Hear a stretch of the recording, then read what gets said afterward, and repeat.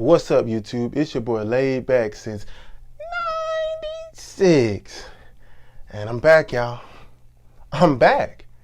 You know, it's been a while. It's been a while. But this sideline story is about me helping my sister move back into college. Disclaimer, y'all, I love my sister. This is my little sister, aka my baby sister. You feel me? And there's not too many things she can ask for that I would say no for. She's the reason I'm a big brother. You know what I mean? I love her. I love her. And to this day, I think her cuteness beats a lot of everybody that I've seen on this earth. I think the only ones that's gonna really rival her are my own kids. But that's a side note. We're gonna get back into the story. So it was a Saturday, okay? Now, prior to this information, so prior to this day, my mom was telling me I need to be here at my parents' house at 6 a.m. 6 a.m., guys, to help move my sister in at 8, by 8 or whatever, right? Now, crazy thing about this is, you know, things happen and apparently that got moved to 7. And I'm like, but I didn't really get the information. So I'm over here up by 6. Trying to figure out what's going on. And by the time I got up, I'm like, and I found out that I didn't have to do it no more. I'm like, I can't go back to sleep. So I'm like, I gotta get right back up. So it's like, that was just strike one already for my day. I was just like, man, I'm over here. I got up around 5-ish to be up around 6-ish. So my mom wouldn't be, you know, disappointed or anything. And I'm like, I ain't even have to do it. I ain't even have to do it. So that's crazy. That's first thing that was crazy about the whole thing was just the getting up part. So, you know, fast forward, I get over there or whatever, and it's like 7:15 or whatever. And guys, I can't make this up. My little sister, baby sister, love her to death, was not done. She was not ready, guys. She was not ready with all her stuff already ready packed for us to go and just move it in my dad's truck, bing, boom, boom, and go. Like, she was still gathering stuff and putting it in totes, guys. And I'm just sitting here like, but I need to be up here at 6 initially? Like that actually came out somebody's mouth? Like, for real? Are you serious? And you moved at 7 and that stuff ain't even all still ready yet? I'm like, okay, whatever. That's not strike 2 though, guys. That's no big deal. You know what I mean? It's you realize with your siblings that they're last minute people. At least with engagements with the family, they're last minute people. Myself included, maybe. So, you know, that was just like a bump in the hill, and that's like, whatever. So we get there, right? We get there to the college. We get there to the college or whatever. And so we park, she's going to this new you know, college dorm hall, okay? And they came up with this great idea, guys, that since it's COVID, you know, only one person can help said college student move all their stuff into their new dorm room. You serious? Yes. It's as stupid as it sounds, guys. It's as stupid as it sounds. Literally, one person, you know, it's a family literally helping the person move in. And honestly, it's crazy because no matter whoever the dorm, like the student is, it's more likely going to be either dad, older brother, uncle, you know, whoever is the strongest out the group, they're pretty much the ones going to help them move everything because thinking logically, that would be the quickest way to get it done. Like maybe the whole family helps organize it into these little carrier carts they got or whatever, you know, when you take trips with, you know what I'm saying? Maybe the family helps organize it in there, but really it's gonna probably be the strongest person that can hurry up and get all that stuff out, depending on how much stuff they got, you know what I mean? So it's like, so it was just like, are you kidding? Like, this was the idea y'all came up with? Not. So it's all like, 2 people max. So like the student and whoever's helping, like that is all who is allowed in the dorm hall. And I'm just sitting here like, that's crazy. And this is information I'm told at the last minute while we over here packing up all this stuff. So disclaimer, my dad, amazing guy, amazing man. Pretty much should be father of the year every year. This man does not disappoint. So, and he should have been an engineer. He should have been an engineer. In any case, I mean, you know what, better? Let's take that back. He is an engineer, guys. He is, because he keeps building stuff. So my dad, he made this handmade pallet jack. Now, disclaimer, for people who don't know what a pallet jack is, it is a mechanism that helps, you know, pull off pallets off of a truck. So say there's a truck that has stuff like, say, from McDonald's, a truck that, you know, unloads stuff from McDonald's, or, you know, for like a Dollar Tree or Office Depot or Walmart. You know, these pallet jacks, they hold the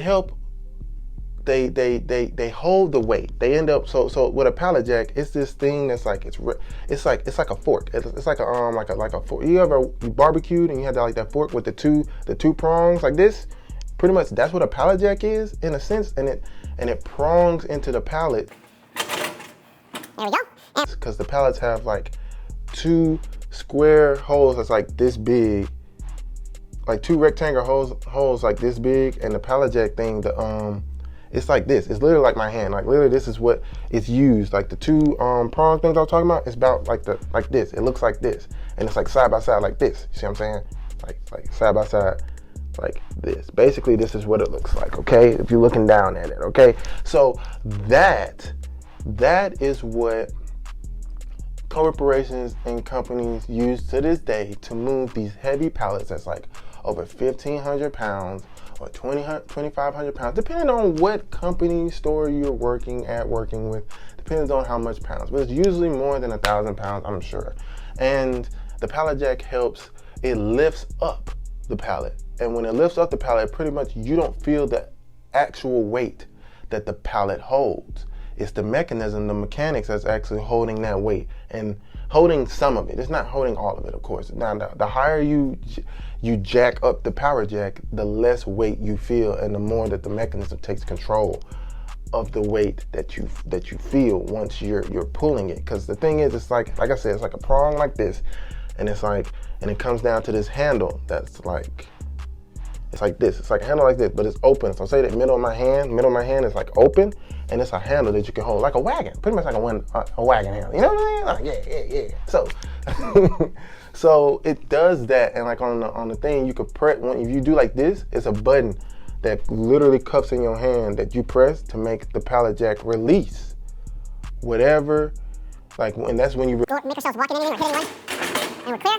And away we go. Release. That's when you pull the pallet down to where you want to break it down or whatever. But otherwise, you would crank it up.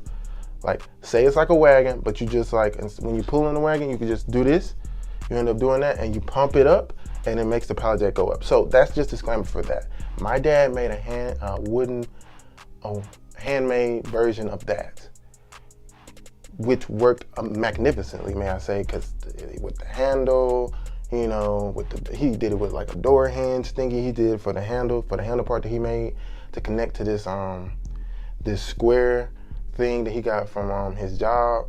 That like, it was like a pallet from his job, but it wasn't an actual like literal pallet, because it was like a beer pallet thingy that you know, had wheels, it had spots for wheels at the bottom. So he ended up using that, putting wood on the very end to where like it's a little strip of wood to where whatever you put on it doesn't fall off, because you're pulling it this way. So say you're pulling it this way, the strip of wood is at the bottom of it.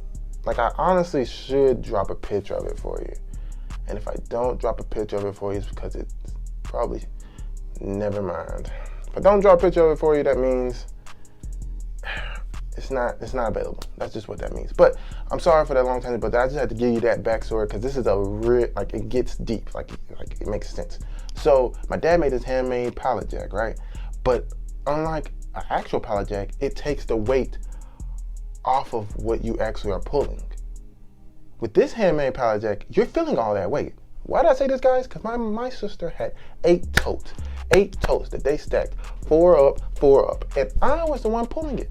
My older sister, she was help pushing, but she wasn't really pushing. She was just help guiding it, making sure, you know, she was just guiding it. She wasn't really pushing it. I was the one pulling this thing. And when I say, guys, it was one of the most difficult things I've ever done. I played football. I pulled pallets that were over 2,500 pounds heavy. I've done a lot. The only thing I probably haven't done is literally push a car for a lengthy amount of time. But I've done a lot of like difficult things. When I say this is the most difficult thing in my life, guys, I mean it. I mean it. It's the most difficult thing I've ever done, I promise you. Because these totes were probably like, they were heavy. They were heavy, y'all. I ain't gonna lie. It was 8 full totes, like these from Walmart. Like the biggest totes y'all can get from Walmart, those kind of. Well, like totes that you like put Christmas stuff in, like a giant tote you put Christmas stuff in. It's like that big. Like, come on, guys, y'all know. I probably dropped a picture. I probably dropped a picture for you. You know what I'm saying? It's like it was a big enough tote, man. I'm not gonna lie. Like it's big enough totes, and it's 8 of them things, and it's 4 on one side and 4 on the other side, and I'm pulling. You know what I'm saying? And it's like just. I'm like, oh my gosh. I had to take breaks, guys, from the back end of that parking lot, because it's like an L shape of the parking lot. From the back end of that parking lot to like halfway, I had to stop once or twice. Like it was like, this is heavy.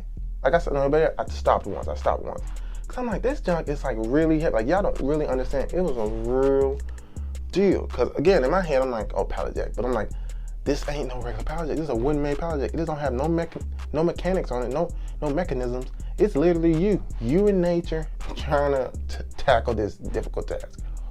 Woo, my goodness. While my little sister had the little cart thing, like the giant cart thing. It's like a giant tub. Like it looked like a giant trash can, really. And they just, she put the stuff that she had in there. So we get to the door. And guys, when I say it was like smooth, it was a smooth floor for like 3 steps. And then we had to turn right and it was straight carpet. And guys, this is where